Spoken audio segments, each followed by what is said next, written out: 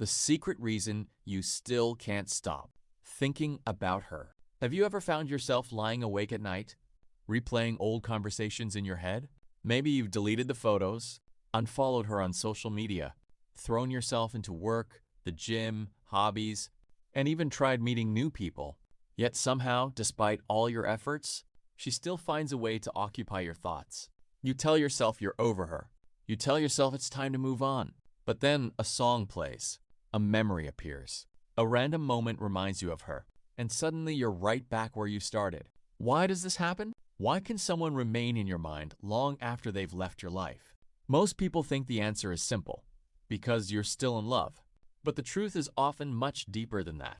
And today, we're going to uncover the secret reason you still can't stop thinking about her, even when you've tried everything.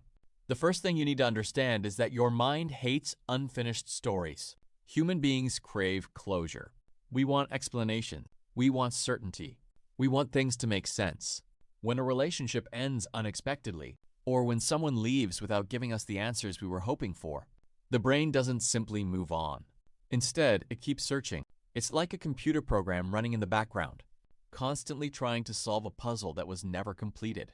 That's why you keep replaying conversations. That's why you wonder what you could have done differently. That's why you imagine alternate realities where things worked out. Your mind isn't necessarily holding on to her. It's holding on to the unanswered questions.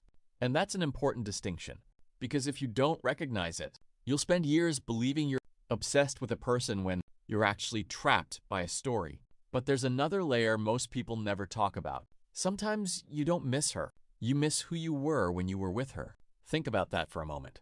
Maybe she entered your life during a period when everything felt exciting. Maybe you felt more confident. Maybe you felt hopeful about the future. Maybe you felt understood. Over time, your brain begins connecting those emotions directly to that person. So when you remember her, you're not just remembering her face. You're remembering how you felt. You're remembering the version of yourself that existed in those moments. And when life becomes stressful or lonely, your mind naturally wants to revisit places where it once felt safe. That's why memories can become addictive, not because the past was perfect, but because the past feels familiar. And familiarity is comforting. Now here's where things get even more interesting. The more you try not to think about her, the more powerful those thoughts become. Psychologists call this the ironic process theory. Imagine I told you not to think about a white bear. What's the first thing that appears in your mind? A white bear. The same thing happens with heartbreak. You wake up and tell yourself, don't think about her today. Your brain immediately starts monitoring whether you're thinking about her. And in doing so, it keeps bringing her back into your awareness. The harder you fight the thought, the stronger it becomes. This is why many people stay stuck for months or even years. They're constantly resisting memories instead of accepting them. Acceptance doesn't mean you want her back. Acceptance means recognizing that a thought is just a thought. A memory is just a memory, and neither has the power to control your future. But perhaps the deepest reason you can't stop thinking about her has nothing to do with her at all. It has everything to do with identity. When someone becomes a major part of your life, they become part of your self-image. Your routines change. Your plans change. Your expectations change. You begin imagining a future that includes them. Then suddenly, they're gone. And now you're not just grieving a person.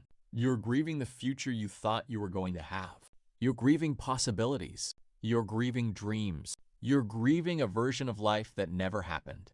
That's why moving on feels so difficult. You're not only letting go of someone else, you're letting go of an entire imagined future. And that's painful. But here's the good news.